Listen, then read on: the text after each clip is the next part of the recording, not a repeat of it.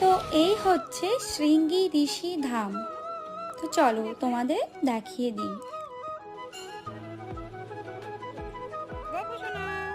প্রথমেই ঢোকার সময় বিঘ্নহার্তা গণেশজি মূর্তি রয়েছে।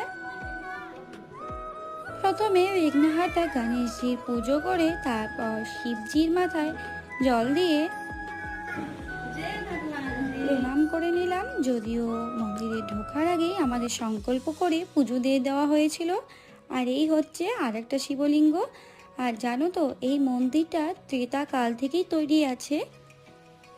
শ্রাবণ মাসে শৃঙ্গী ঋষি ধামে ভক্তের আগমন খুবই বাড়ে।